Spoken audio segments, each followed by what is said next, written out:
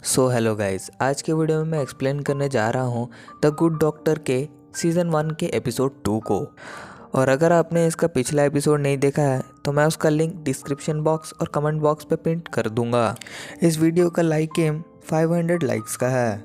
अगर आप लोग ये लाइक एम कंप्लीट कर देते हैं तो मैं इसका अगला एपिसोड इसी हफ्ते अपलोड कर दूंगा। So without any further delay चलिए एक्सप्लेनेशन को शुरू करते हैं।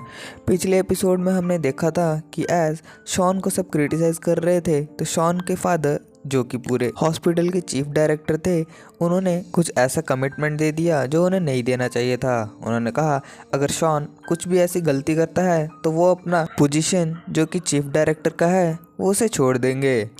और एपिसोड 2 के शुरुआत में हमें शॉन को दिखाया जाता है जिसे नींद नहीं आ रही थी। आज अगले दिन उसका हॉस्पिटल में एज अ डॉक्टर सबसे पहला दिन था। यहाँ शॉन ने हर एक चीज़ को कैलकुलेट किया होता है, नहाने के टाइम से लेके एक्सरसाइज करने के टाइम तक। इसे देख के हमें अंदाज़ा हो जाता है कि शॉन अपने जॉब को लेकर कितना ज़्यादा सीरियस है। यहाँ शॉन निकल पड़ता है हॉस्पिटल की तरफ। जब वो हॉस्पिटल पहुंचता है उसे मिलते हैं डॉक्टर मेलेंडेस जो कि उसके टीम के कैप्टन थे। इसके अलावा उसे डॉक्टर क्लेयर और जैरेड भी मिलते हैं जो कि उसी के टीम में थे। यहाँ डॉक्टर मेलेंडेस शॉन को कुछ अच्छा ट्रीट नहीं कर रहे थे एज पूरा हॉस्पिटल के साथ उसके फादर की आर्ग्यूमेंट हो गई थी और सबको ये लग रहा होता है कि शॉन को एक्चुअली कुछ नहीं आता, वो बस अपने फादर के सिफारिश में हायर किया गया है। यहाँ वो एक पेशेंट को चेक करते हैं जिसे ट्यूमर की प्रॉब्लम होती है, पर अब उन्हें नहीं पता होता है कि ट्यूमर कहाँ है, मतलब उसकी लोकेशन नहीं पता होता। यहाँ डॉक्टर मेलिंडस पेशेंट के रिपोर्ट को भेजते हैं बायोप्सी के लिए ताकि उन्हें एग्जैक्ट लोकेशन पता चले ट्यूमर का। पर यहाँ पे आज शॉन बहुत ज़्यादा जीनियस था, वो अपने दिमाग के घोड़े दौड़ाता है और उसे पता चल जाता है, उसे ये भी पता चल जाता है कि ट्यूमर किस टाइप का है, बेनिग्न है या फिर मैलिग्नेंट। यहाँ मैं आपको बता दूँ कि मैंने जितना रिसर्च किया है उसी हिसाब से मैलिग्नेंट ट्यूमर बहुत ही ज़्यादा डेंजरस है एज वो स्टैटिक नहीं होता, वो पूरे ब्लड स्ट्रीम में इधर उधर जा सकता है और उसके वजह से प्रॉब्लम ज़्यादा है। और वो उसकी लोकेशन भी बता देता है जो कि होती है लेफ्ट किडनी के पूरे पीछे की तरफ। पहले तो किसी को भी उस पर भरोसा नहीं होता और डॉक्टर मेलेंडस अभी यहाँ शॉन को ऐसे देख रहे थे जैसे कि शॉन ने उनके कुछ पैसे ले लिए हैं। एनीवेज यहाँ डॉक्टर मेलेंडस अपनी सीनियर टॉक्सिसिटी दिखाते हैं आज शॉन ने इनडायरेक्टली सबके सामने उनकी बेइज्जती कर दी थी, सो इसलिए वो उसे बहुत सारा स्कर्ट वर्क देते हैं, मतलब वो काम जो कि आमतौर पर डॉक्टर्स नहीं करते, जैसे दूसरों के टेस्ट लेना, ब्लड टेस्ट करना। पर एज शॉन एक सर्जन था उसे ये सब पसंद नहीं आता, पर उसे फिर भी करना पड़ेगा एज उसके लीडर ने ये काम दिया है। और एज ये उसका पहला दिन था तो उसे कुछ भी गड़बड़ नहीं करनी थी, तो वो चुपचाप करके उनकी बात मान लेता है। पर जाने से पहले वो डॉक्टर मेलेंडस को एरोगेंट कहकर चले जाता है। और यहाँ शॉन अपना काम बहुत ही शिद्दत से करने लगता है, वो सबके टेस्ट लेता है और सबको 100% सिक्योरिटी के साथ घर भेजने की कोशिश करता है। एक डॉक्टर को ऐसा ही होना चाहिए।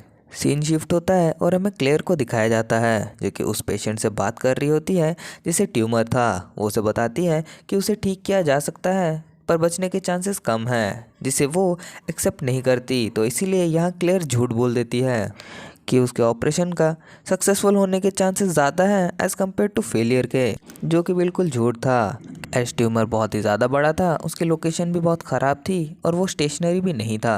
यहाँ क्लेयर को उस पेशेंट को ऐसा नहीं कहना चाहिए था और जैरेड भी उसे यही बताता है कि ऑपरेशन के बाद वो उसे सब सच बता देगी, वरना वो डॉक्टर मेलेंडस को इसके बारे में बता देगा।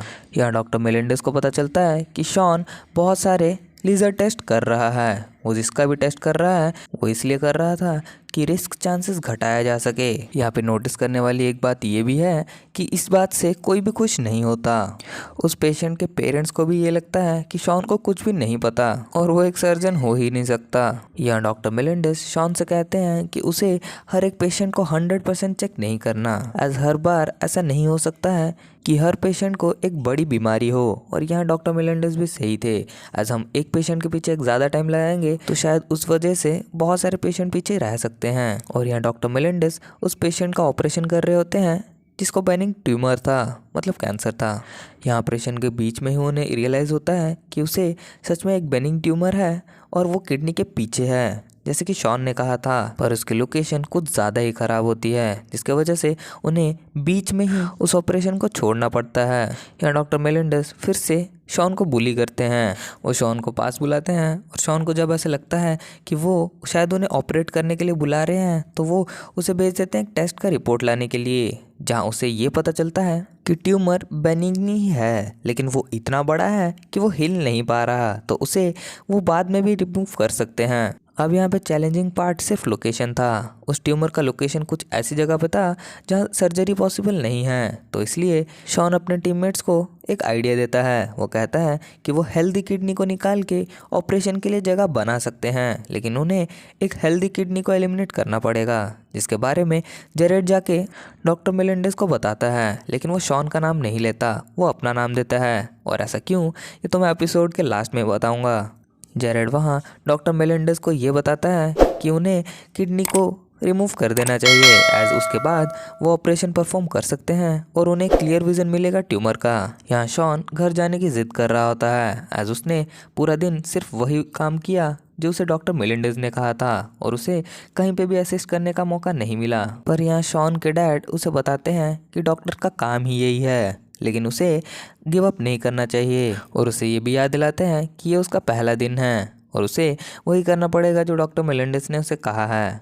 लेकिन शॉन जब यहाँ हॉस्पिटल में वापस आता है तो उसे पता चलता है कि उसने एक पेशेंट की रिपोर्ट मंगवाई थी और उस रिपोर्ट को वो तब चेक करता है। जैसे चेक करने के बाद उसे पता चलता है कि प्लेटलेट काउंट जस्ट थोड़ा सा ऊपर नीचे है और 0.01% से शॉन को पता चल जाता है कि उसे एक क्रोनिक डिसऑर्डर है। जिसके बाद शॉन चला जाता है उसी टाइम उसी पेशेंट के घर। वहाँ जाने के बाद उस पेशेंट के पेरेंट्स भी शॉन से कुछ अच्छा बर्ताव नहीं करते।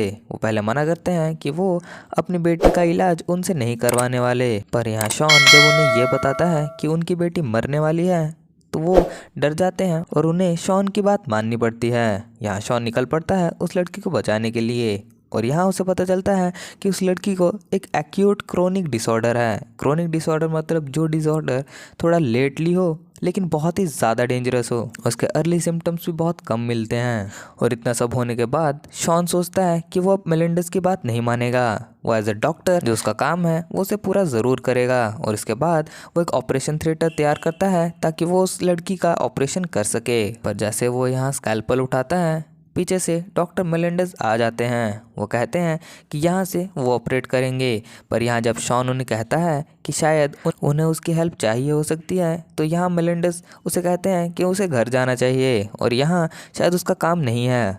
पर यहाँ ऊपर से डॉक्टर मार्कस ये सब देख रहे होते हैं और वो डॉक्टर मेलिंडस को कहते हैं कि उन्हें शॉन के साथ ऐसा बिहेव बिल्कुल भी नहीं करना चाहिए। डॉक्टर मार्कस पूरे हॉस्पिटल के चीफ प्रेसिडेंट होते हैं और इसके बाद जाके डॉक्टर मेलिंडस डॉक्टर शॉन को वहीं पे काम करने देते हैं। और अब हमें यहाँ ये पता चलता है कि जेरेड ने डॉक्टर मेलिंडस को शॉन का आइडिया अपना आइडिया बोल के क्यों बताया। तो हाँ, जेरेड बताता है कि उसने ऐसा इसलिए किया क्योंकि अगर वो शॉन का नाम भी लेता तो डॉक्टर मेलिंडस शॉन का नाम सुनते ही उसके आइडिया को रिफ्यूज़ कर देते और शायद वो आज उसे नहीं बचा पाते। यहाँ जेरेड क्लेयर को ये भी बताता है कि अगर आइडिया फेल हो जाता तो वो डॉक्टर मेलिंडस को ये बात नहीं बताता कि आइडिया शॉन का था, लेकिन एज उन्होंने सक्सेसफुली ऑपरेशन कर दिया था तो उसने डॉक्टर मेलिंडस को शॉन के बारे में बता दिया था कि ये होल प्लान शॉन का ही था। और इसी के साथ एपिसोड 2 भी यहाँ पे ख़त्म हो जाता है। इस वीडियो का लाइक एम है 300 लाइक्स। अगर आप इसे जल्दी कंप्लीट कर देंगे तो मैं इसके सारे एपिसोड जल्दी ही अपलोड कर दूंगा। सो मिलते हैं अगले वीडियो में, तब तक के लिए सायोनारा। अगला एपिसोड देखने के लिए लेफ्ट वाले वीडियो पे क्लिक करें। Thank you.